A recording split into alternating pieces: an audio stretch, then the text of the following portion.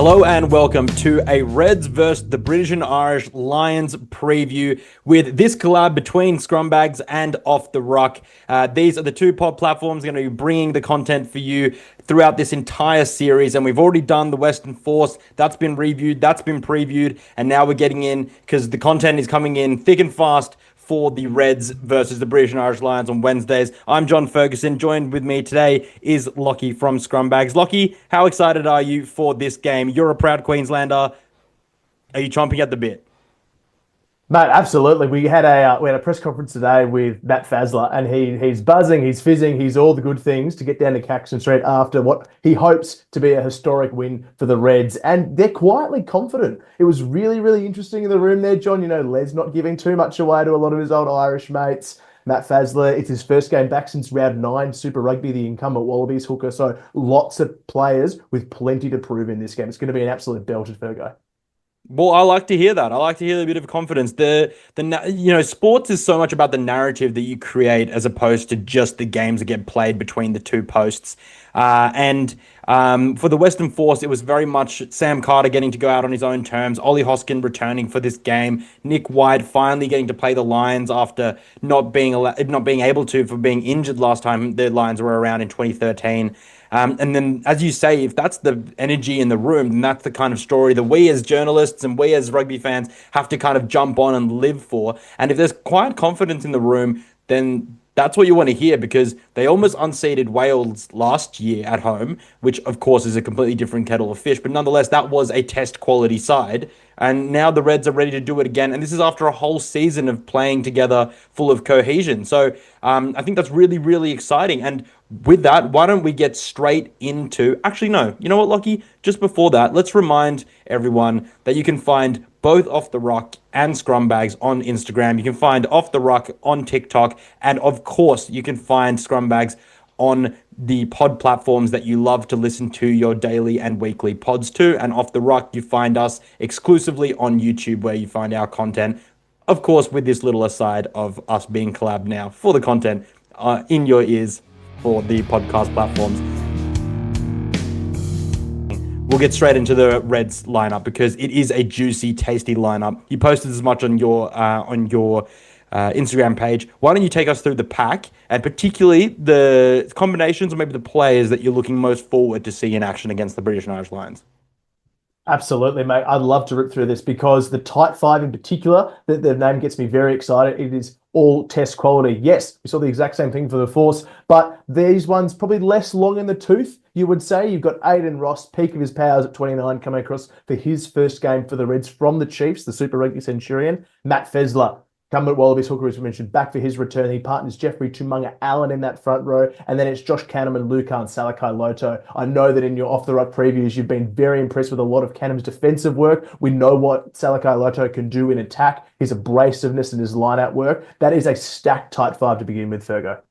Yeah, absolutely. And I think the pick of the litter there, there's three of them. It is really the point to prove for Lucan Salakai-Loto having been left out of the Wallaby squad for the Fiji test. It's only for the Fiji test. He may very well be back after the Fiji test in time for the British and Irish Lions tour, but he'll be desperate to prove a point. So that's a really good story arc and storyline that we can watch progress throughout the week. There's no doubt there'll be media about him at some point, as well as we'll see what he does on the dirt on Wednesday night. But then also, as you highlight, Aidan Ross, who I unfortunately mixed up with Ollie Norris purely by name. I was thinking about something else as I said it on my on my Twitter, which you can also follow me at John B. Fergo. But that is so exciting because just last week he played in a Super Rugby, a little bit over a week ago, he played in a Super Rugby Pacific Grand Final against the Crusaders, played very well, and he's been a big part of the Chiefs, and now he's getting the opportunity to play for his new Super Rugby side, the Reds, against the British and Irish Lions. And he very much, as you and I have spoken about before in our Wallabies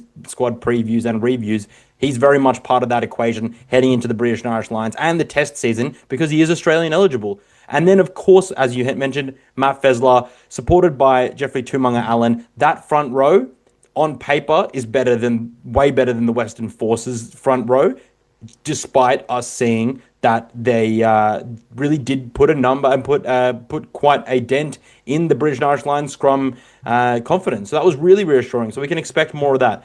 But tell me about this back row, because despite it missing a lot of big names, of course, because they're stuck in Wallaby Cam, it's still got a lot of firepower on it, doesn't Lockie? Well, it's super consistent, Fergal. I think that's what stands out the most with this back row. We saw changes across over at the force. Will Harris moving out of position the first time Violani Ekawasi was back. This is settled. Sarah Uru, Wallaby, John Bright and Joe Bryle, the two JBs, have been consistently putting up great numbers, particularly in defence. But we saw some of the best bits of Joe Bryle's work in attack. So huge shoes to fill, obviously, from Wright and Wilson. But I don't think you'd have it anyway. And just to round out this on the pack, they've gone for a 6-2 split as well. So you're not just bringing on the five. You've got Josh Nasser, Wallaby, Angus Blythe, Wallaby, George Black, Seth Fargassi, Ryan Smith, and Connor Vest. So they're going for a Safa model. They're going to try and empty the tank from their forwards and back those six on the pine to bring it home for them. What do you make of that move?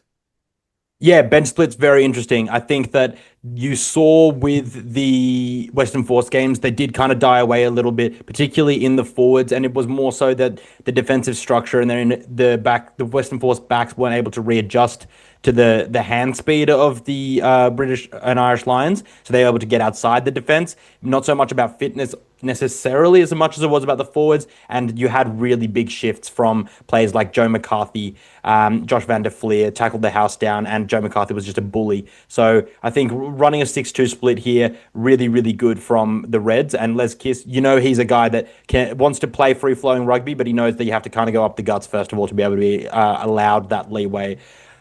Bit of a lot of people are quite big on Joe Bryle as like a little bit of a Wallabies bolter. I always thought that Nick Champion de Crepney had that over had the wood over him this season. Not that Joe Bryle wasn't impressive, but it's just a body of work when you start looking at it. And it was really, as you mentioned, Joe Bryle kind of peaking towards the end, particularly when Harry Wilson was still in that injured phase.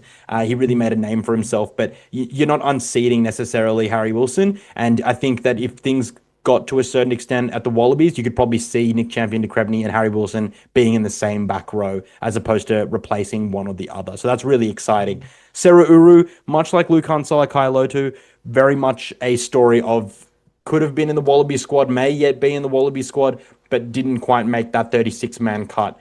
So all eyes on him to see how he can go. He's very much a dominant carrier, one of the highest dominant carrier stats, but that's often because he's out in the loose, probably running against smaller defenders as opposed to running up the guts like someone like a Harry Wilson or a Carlo Tizzano or someone like that. So very, very interesting dynamic. It's a very mobile pack. Josh Canham, extremely athletic. The whole back row, extremely quick. So we'll get to the Lions in a second, but I think I just want to get your comments quickly on game style. Obviously, we know what the Reds have been playing all year, but maybe for the listeners that are coming to us from the UK and Ireland who haven't been watching the Reds so much, what is the game style that they're going to be playing a little bit like here? I think we can expect something slightly different to what the Reds rolled out during Super Rugby Pacific. Fergo Les does have plans up his sleeve for the Lions, and he's hinted as such that they'll run almost a similar model to the 2013 pattern that Ewan McKenzie introduced, which was run them off their feet. They've stacked the forwards because they want to try and empty the tank and drag that big pack around. Don't expect full games from Canham, Salakai, Loto. They're going to be replaced straight away by that double split of Ryan Smith and Angus Blythe. They're going to expect bid minutes. Where it's going to get dicey a little bit is on that tight head side of the scrum again. Seth Fargase, not a noted tight head scrummager either. So Jeffrey Tamunga Allen's going to have to put in a big shift. That's where the Lions are likely to target. But the Reds have employed a very free-flowing attacking brand, especially with the forwards. Expect a lot of arms free from Canham, a lot of arms free from Uru, and they'll really back their boys to do a job. Yeah, no, absolutely. It's going to be an exciting format, and I think that the two styles going up against each other, we'll touch on more on that in a little while, but it's going to be really exciting, so stay tuned for that when we chat tactics in just a little while overall. In the back line, you've got Kalani Thomas, Harry McLaughlin-Phillips in the halves. We'll start there. Really inexperienced from no test caps. Harry McLaughlin-Phillips played at Wallabies under 20s or Australia under 20s. Kalani Thomas, a very, very capable 9, running threat, as well as got a very good all-round skill set. What this says to me is that Hunter Paisami, I know that's not strictly in the halves, but Harry McLaughlin-Phillips is not much as a conductor as Tom Liner is. So that's going to be quite a big challenge for Hunter Paisami to step up in this instant. But that's my takeaway from the halves, that it's going to be an abrasive combo where Kalani Thomas can run and Harry McLaughlin Phillips can Harry McLaughlin Phillips can run, but nonetheless, it is going to be less of an orchestrator type of halves combination. What's your take on that, Locke? Oh, mate, all roads lead to running, right? You know, Mm. HMP, very compact, very solid carrier as well. He's got a good right foot. Kalani Thomas known to dart a bit like sort of the man that he sits behind in that pecking order, Tate McDermott. So it means they're going to be full of running. And what they'll likely do is let McLaughlin Phillips carry in the occasional first phase to let Hunter Paisami, as you mentioned, set up for that second phase. Don't forget, you've got Jock Campbell out the back as well, who we'll get to. And they're going to do a lot of that shoulder work in steering the park around. A lot of responsibility, though, does fall on HMP. You know, a young fella, 21, come out against Finn Russell. What a fantastic opportunity. But Kalani Thomas, still 50 Super Rugby caps. He's no schmuck. So he's going to have a good crack at Jamison Gibson-Park. I'm looking forward to that. But for me, the pairing of Paisami and Fluke is really, really solid. You're coming up against two big bodies that we're going to get to in a sec. But when you've got a settled midfield plus a settled back three of Tim Ryan, Lockie Anderson, and Jock Campbell, I like the look of that. Not a lot of support off the bench, though, with Wirtshon and Isaac Henry. Together, they can cover the field at a pinch. Wirtshon covers 9 and 10. Isaac can cover pretty much everywhere else. But you Mm. don't like the look of things if a man goes down. Yeah, no, it's that's the trade-off that you get with a 6-2 split. That's inevitable. It's bit some sides in the arse. It has not yet affected someone like South Africa, who have sometimes gone with a 7-1 split. But you know, those are the risks that you take, and I think that you have enough coverage there with Jock Campbell able to step into the 10 shirt as well, to be able to kind of patch it together should things go west. Hopefully not. But then I think overall, the sentiment that I'll give around the backline is that it's small. It's not a particularly large backline. Lockie Anderson, not a small bloke, but also he doesn't necessarily have like the bulk plus this pace to be able to be a real gain line meter reader. Yeah, but he's a very solid player and very good in the defense. That's kind of the stock across the entire backline, bar Tim Ryan and Jock Campbell. Very, very staunch players, but not necessarily the biggest. And I think that someone like Josh Fluke is really going to have to go toe to toe with the centers here and show Joe Smith, particularly if he wants to get back into the Wallabies outfit, he's really going to have to show that his pace is what's going to be able to power him through certain gaps, as opposed to just having to be the biggest center on the field. So really exciting back three: Anderson, Tim Ryan, the Junkyard Dog. For those that you don't know, his nickname is the Junkyard Dog. Maybe if he scores a try block, he can put up a video of himself barking or something. But we'll see. But Jock Campbell, very, very experienced at the back, is a Wallaby.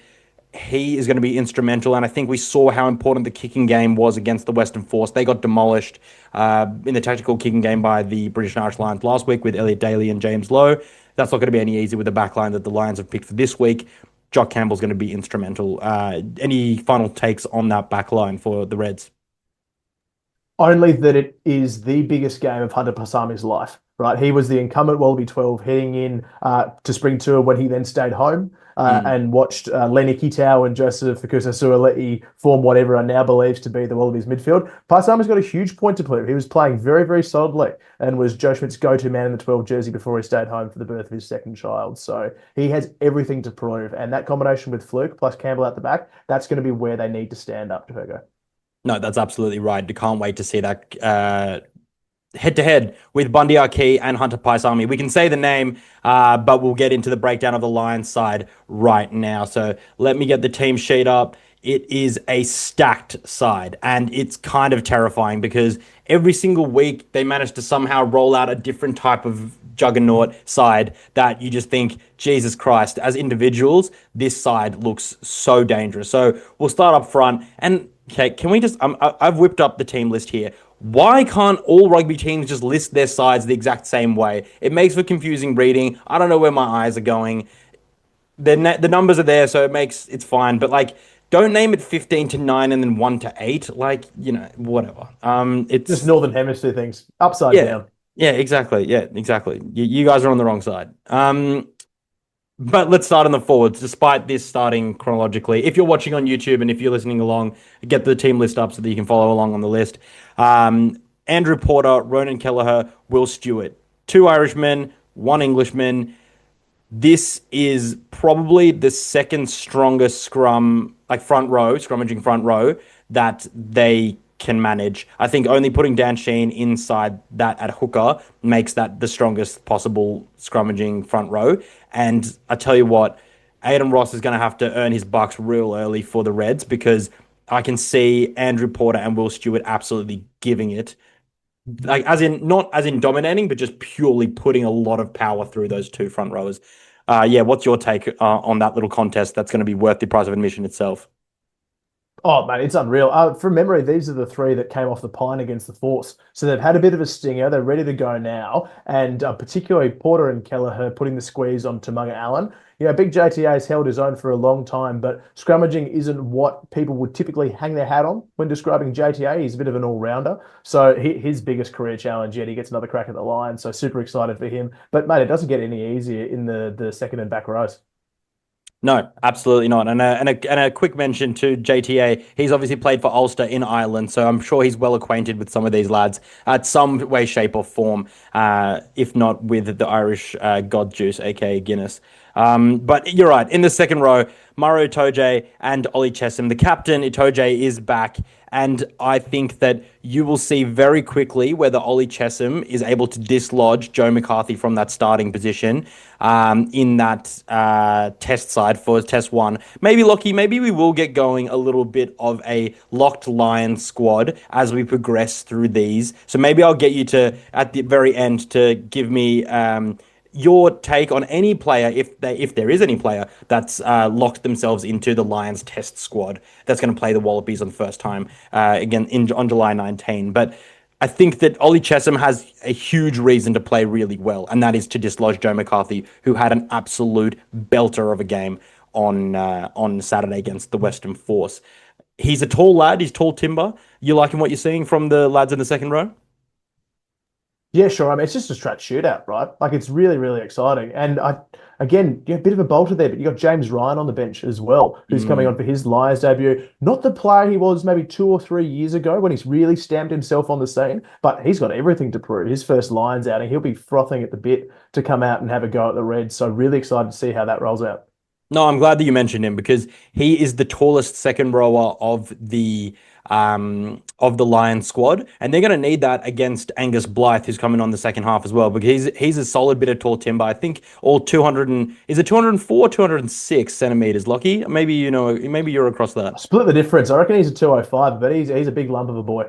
Well, I mean, maybe as I rattle off my thinking around that, you get some official data, some dates, some data up, but. It's going to be really interesting because Ryan Smith, as we know, heading over to the Ospreys in Wales, he's Welsh eligible. He will be Welsh eligible. Sadly, not going to be. He's played Australia A. Sadly, not going to be officially part of any sort of Wallabies setup, even though he was part of the squad last year. But that is a good second row for a Super Rugby Pacific side that's going to be coming on in the second half. Obviously, only second to a full Wallabies second row in. Salakai Loto and Canham. So really, really good matchups all the way through so far. And as we head into the back row, this is a like-for-like back row with Tom Curry, Jack Morgan, and Jack Conan with a very, very, very fast across the deck and extremely breakdown focused, particularly from Morgan and Curry. Conan's a bit more of a runner. What I see from this game is I'm actually not across who the referee is for this game, so maybe I'll have a quick look at that in a second. But breakdown, obviously a huge issue for the British and Irish Lions against the Western Force. They got pinged off the park by O'Keefe in the first half against the Western Force. How do you see that being changed? Because obviously it's a change in referee, but how do you feel like that's going to go this week? Are they going to be more cautious, or are they just going to go gun-ho and test this referee out? I think they're throwing caution to the wind. When you put Curry and Morgan in the same back row, they're going to target that breakdown because without not only Fraser McWright, but also no Liam Wright, who's been out for a long time, and no Richie Asiata, who's been a really good breakdown presence as well, who's unlucky to miss out on this Red squad, in my opinion, at hooker. They don't have the same on-ball threats. Bryant and Bryle are both all-rounders, sort of more in the Conan mold, and Uru is definitely not a known on-baller. So the biggest breakdown threat will probably be the Paisami. Or the wingers. And Lockie Anderson's known to get over a few pills as well. So I can see that being an area where the Lions will flood hard, put heaps of pace and pressure in, and test the boundaries both the other team and the referee, mate. Yeah, well, fun fact, Lockie Anderson, much like Dylan Peach, actually played number 7 for a long time throughout high school. So he's going to be yeah, he's built for that back row battle. He really is when it gets out into the wide channel. So the Lions are going to be actually absolutely going to have to watch that. Now, give me what you're seeing from this back line because it's power, power, power. Oh, it's power mixed with the perfect amount of class. I know everyone's super high on seeing Jamison Gibson-Park back in the mix. I am too. Very excited for him to pair with Finn Russell for the first time. Archie and Jones, wow, Duhan van der Merwe, the big tall timber. But the most excited I am for a player is for Hugo Keenan, who I'd see as one of the smartest footballers going around. He is such a dark horse in this chat going around for the Lions and who Lions in that test team. Massive point to prove, but he is the glue that holds that backline together. We know that Russell's the maverick. We know Van der Merwe and Freeman are the big tall timber runners, but Keenan, he's going to be the one that keeps it all together. He is so clinical at the back, and he's going to really pick out pieces in the Reds defence line. They need to be on their money to the Queensland boys with Hugo Keenan running lines. Is it just me, or do Hugo Keenan and Jock Campbell look and play similar? Is this like Very a little similar. bit of a northern hemisphere, southern hemisphere doppelganger situation? Like both are extremely good at picking where they come into the line, and they are like not the biggest players, but they've got that little bit of sneaky top end speed to be able to get into situations and into positions to really be able to put those players in and around them away.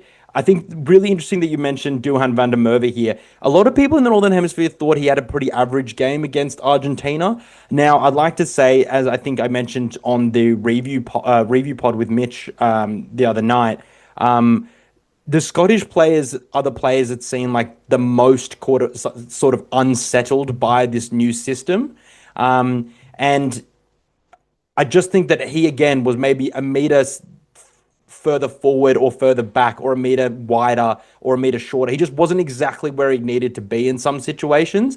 But that doesn't change the fact that he's an absolute beast of a human that, some people could have dreamed up in a lab somewhere to be able to be like, you're the South African Scottish mechanoid that's going to run through and run around everyone. So extremely impressive. And him being outside a Hugh Jones and Bundy are key center combination is super interesting because listening to the presser by Andy Farrell was like, hey, we're all British and Irish Lions now. This is not about Scottish combinations. This is not about Irish combinations.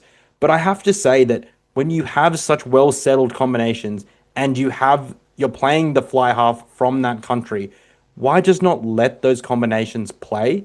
Because they are so good together and they do know exactly how to play with each other, and they know exactly what the other player is going to do. Do you think that's like a little bit of like we're going to guard those things for a little bit later in the tour? Or is this genuinely Andy Farrell just, as you said, throwing caution to the wind and I'm just going to let these combinations be tested out? Well, I think you've got to test them out. Otherwise, there's no point in having tour matches. Right, he could uncover a brilliant gem here. There may be a link between Bundy and Hugh that sets itself up for success for the rest of the tour. Maybe having Dewey on one wing with Finn running the show gives an opportunity to other players because there's all eyes on that combination. I think you need to test them and try them. Also, there would be so many internal politics. I don't want to bag out the Lions concept. I love it. But having 4 nations that hate each other for 3.5 years out of 4, it's hard to break that down and start it all again. It can't be easy. And you see all the happy light side of things on socials, but behind the scenes, there would be tension. People want those spots. People have to be tested for those spots, and they've earned the opportunity to at least get a crack in a tour match. So let's just wait and see. If there is discord, let it rain. I would love there to be discord, particularly heading into this Wednesday game, because currently the Reds are $34 outsiders to beat the Lions. So it is a huge mountain to climb. We saw what it means to beat them back in 2013 from the Brumbies. We see last week how hard it is to actually achieve that goal. Yeah, and I think we're going to go straight to talking about the actual game and what the tactics are going to be like now. So thank you very much for that segue, Lockie. It is, I think a lot of people, and I mentioned this in the review pod that I released earlier today, you and I said it in our preview pod for the Western Force game as well. The offload game is not going anywhere. That's going to stay. They are going to chance their arm because my thought process is that Andy Farrell and co have said that it's easier to allow the individual skills shine when they're given an opportunity than try to mold this team in such a short amount of time into the perfect Irish adjacent type of model possible, particularly when, let me just count here, 1, 2, 3, 4, 5, 6, 7, 8, 9. 9 players out of the starting 15 are not Irish. So that's going to change a little bit, obviously, in the makeup when the bench comes on, but nonetheless. So, yeah, really, really interesting. One thing we are missing, though, and I do think this is a really important point, Gibson-Park, the absolute rostered on number 9 that everyone thought was going to start, battling a glute injury, I believe, now back. He is a 9 that we don't have in Australia. His all-round game and his ability to be able to read the game surpasses any of our 9s. How crucial do you think he is going to be to actually unlock this side? Because the length and accuracy of his pass and his vision is just that little bit higher than what Thomas Williams and Alex Mitchell have showed so far this year. Well, and it's a little higher further still now, Fergo, with Thomas Williams being ruled out due to injury. In case and Ben White coming in.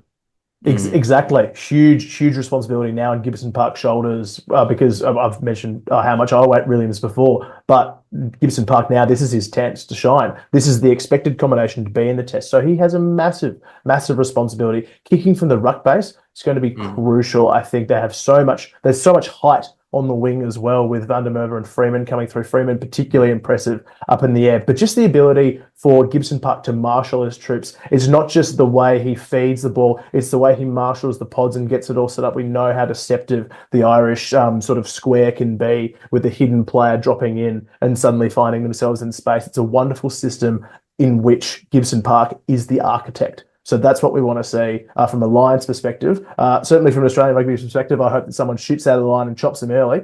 But he has, and also just the combination with Finn Russell. We've mentioned it before, but this is fire and ice, chalk and cheese kind of stuff. So I'm fascinated to see how it plays out and whether the Reds set a player or players or have a strategy to specifically put pressure on Gibson-Park and ruin the service to Russell that served them so well against the Force.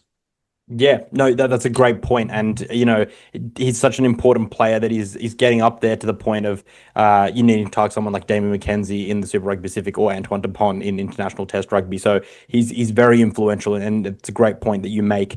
I think, as I mentioned, offloading game not going anywhere. How do you feel that the Reds are going to? Because I think that they will continue to be, the British and Irish Lions will continue to be more confrontational and go up the guts like they did against the Western Force. How do you see the Reds dealing with that? Obviously, they had a much better defensive record than the Western Force, points-wise, in points differentials. But nonetheless, they're not necessarily the most dominant tacklers. How do you feel like the Reds are going to be able to deal with that onslaught of really, really powerful ball runners, which the Lions do have? Oh, it's a bit of a combination there, Fergo. I think they're going to need to try and commit to the 2-man and try and shut the offload before it happens. If the ball goes to ground, they need to get on it quickly. We saw the pop from the deck, so effective that the Lions employed against the Force. Henry Pollock's fingerprints all over that kind of stuff. But their ability to recycle from the ground, not just out of hand, was really, really effective. So I'm seeing the Reds line speed putting pressure up in tight. If they can force Finn Russell to throw a cutout or throw a kick, they would prefer that because they're so quick on the recycle. They stretch the Force so thin. I think the Reds will try and rush, shut it down, encourage Russell to kick so that their big counter-attackers can have a crack. Yep. No, I think that's a good use of it. But I think, like as you mentioned, just picking up what you just said, the kicking battle, which will be a lot more involved because I feel that that's a bigger part of the DNA of these players. Jock Campbell, Tim Ryan, quite good in the air. Very much so. Also Anderson in the air. So I think that the aerial battle is going to be a lot more prominent, and the kicking game from the Reds is going to be something that they're really going to have to use. They weren't very good at it this season, I must say, but they do have the players to do it. So I think that's going to be crucial. What's the weather going to be like in Queensland? How will that impact how they play? Are you across what the weather's going to be like? Because I actually forgot to check just before we recorded. Well, mate, if it's anything like today on Monday, it has been cold and rainy. So Mm. kicking will come into effect. Regardless, if there's a bit of rain and it clears up, Suncorp is still a very slick deck. Ball tends to skid. Moisture tends to stay on the pill. So handling is going to be a massive area. And I'm expecting a lot of set piece too. So then it comes down to core roles. Can you hold your ball at scrum time? Can you hit your line out targets? These are both areas where the Lions will put immense pressure on, but they give the Reds opportunities on the flip side in defence to try and put some on too. And what I want to throw at you though, Fergo, we saw in the Force game the hosts not take any shots at poles. They were determined to attack and attack and attack. If there is a slippery deck, can you see a world in which a Reds team that turned down poles in Super Rugby up until round 13? I was like, To is this turn a the screws rhetorical off the team? question? Surely this answers itself. But maybe the people on the pod from overseas don't know. So for those who don't know, the Queensland Reds didn't take a shot at goals until like the game just before the quarterfinals or something like that. But 2 games before the quarterfinals or something like that. It was absolute insanity. And I can't see that changing because why? They're not trying to accumulate points, like as in like competition points. They're here to win. And if Matt Fazler's presser, as you've mentioned, is anything to go by, they are going to back their maul, something that Matt Fezler has scored a lot of tries off in the past. Not particularly impressive the maul this year, as it has been in other years for the Reds, but definitely still a weapon. And I think we saw that particularly against the way that the Western Force were able to shut down the British and Irish Lions maul last week. Oh, sorry, yeah, on Saturday. So that'll be really, really interesting. I think that, yeah, set piece is going to be major. Do I think they'll go for posts? No. But Lockie, now we're going to wrap this up. Can I please get your prediction for the weekend? Give me a score line. Give me the reasons why. I love it. I think it's going to be still high scoring affair. I think the Lions are probably going to win it by around 15. Last week I predicted the Lions to beat the Force by 20, and they certainly carried that a little bit further. But if you go on Super Rugby form, I think the Reds are in a far better position and are more settled. So I'm going to say it's the Lions 40 to the Reds 25. What have you got for me, Fergo? Yeah, I think the Reds definitely can score points. I think them and the Force they scored a little bit more points than the Force did. So I think that's a pretty decent scoreline. I'm gonna be a little bit. I was pretty generous to the Force last week purely because I thought, but then again, it was 21-7 at halftime, so not a huge margin. The turnaround, the game load, I think that it's going to be something around the 40 to 20 mark, very similar to what you said. Yeah, but we'll wait and see. These episodes are going to be coming hard and fast at you guys now because all the content is coming so quickly. You can find us, I'll put all the links in the description below on YouTube. You can find us on Spotify, at Apple Podcasts, and also on Instagram. Do follow Scrumbags, do follow Off the Rock. And Lockie, how excited are you for this game, you as a Queenslander? Are you ready to get into it or what? Mate, absolutely pumped. I'm going to be there in the stands. I'm going to be having the best time in the world, Forex in hand. I cannot wait to see them make a little bit of history, mate. Giddy up. Everyone, enjoy your rugby. And until the review pod, enjoy your rugby. Ciao for now.